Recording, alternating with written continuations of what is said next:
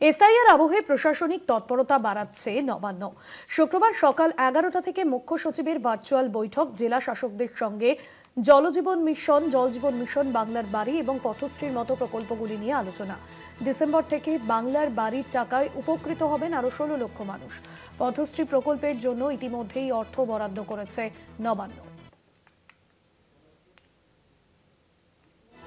জলজীবন mission, বাংলার বাড়ি ও পথশ্রীর মতো প্রকল্পগুলি নিয়ে আলোচনা। ডিসেম্বর থেকে বাংলার বাড়ির টাকায় উপকৃত হবেন আরও 16 লক্ষ মানুষ।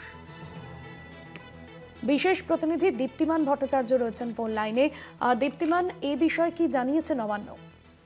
দেখো, আগামীকাল যে বৈঠক রয়েছে সেখানেই কিন্তু বেশ কিছু বিষয় নিয়ে জেলা শাসকদের সঙ্গে বৈঠক রয়েছে এবং রাজ্যের যে বিভিন্ন কর্মসূচি রয়েছে সেই কর্মসূচিগুলো নিয়ে কিন্তু এই বৈঠক, যেখানে দেখা যাচ্ছে যে বাংলার আবাস যোজনা যে রয়েছে সেখানে কিন্তু দ্বিতীয় কিস্তির যে কাজ সেটা কিন্তু আগামী মাস থেকে ডিসেম্বর থেকে শুরু হওয়ার কথা এবং সেখানে কিন্তু পেমেন্ট দেওয়ারও কথা রয়েছে ডিসেম্বর থেকে।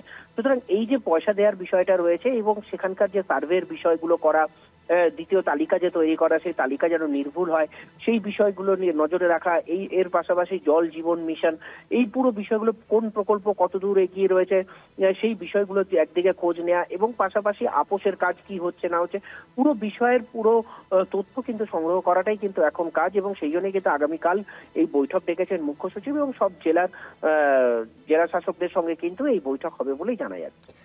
ধন্যবাদ তোমায়।